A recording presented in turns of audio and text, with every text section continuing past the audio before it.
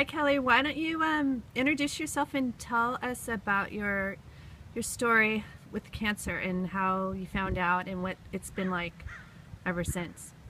Okay, I'm Kelly Lundquist, and I went for a mammogram, and I probably have only had three, and I was going to skip my third one because it was just too much hassle, too much time getting off work and all that. But I finally did it, and when I went, that's when pretty much I even knew when they were doing it.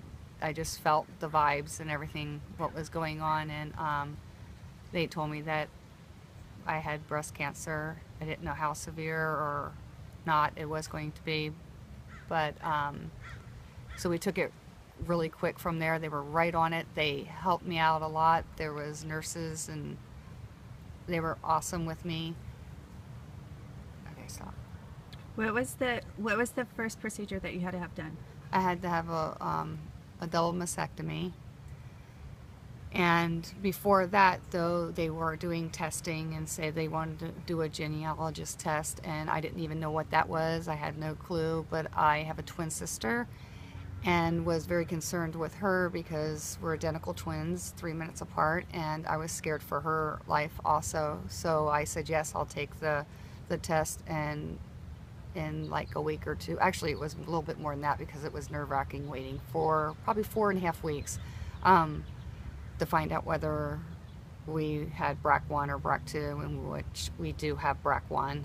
And I have two daughters, and it's a 50-50 chance either one of them would get it. And of course, one does have it, my youngest. Thank God that my oldest doesn't, but yeah, it's affected our lives big time. And with the BRCA, it also goes into ovarian cancer, which I didn't know. I was just taking care of my breasts. So March or May 1st, I went in for my full-on mastectomy, and they were seeing my blood level being my CA 125 very high. And then 2 weeks later, they gave me a full hysterectomy. Had stage 3 cancer in my ovarian cancer, and it spread to other areas of my body, which later I had complications with that. So I was in the hospital for a long period of time. Um, and What kind of complications did you have I from the had, surgeries? um, it went into my rectum, and then I had a leak, which then I couldn't eat for 2 weeks, and they wanted to do a colostomy bag, which another doctor, they didn't know which way to go, so they chose not to. So they pretty much started me for 2 weeks and just had IV running. And so that was good to a point, not at the 2 weeks time, but I didn't have to have a colostomy bag. And right now, just healing, just trying to heal. And then went through two different types, or even actually I think 3 different types of chemo for my breast and for ovarian. So they nailed me hard, and for almost a year of doing chemo for both breast and ovarian cancer. And it was a long, hard year. So meanwhile, what about your sister and your daughter?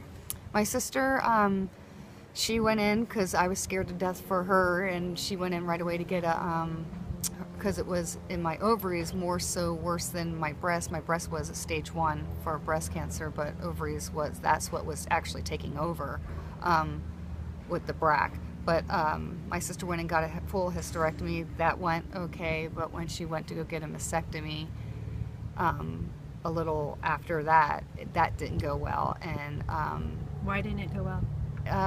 just not knowledge of doctors to choose, and it didn't turn out good. It was too big of implants, which nobody even said a size. They just kind of like stuck it in there, and the skin died around her.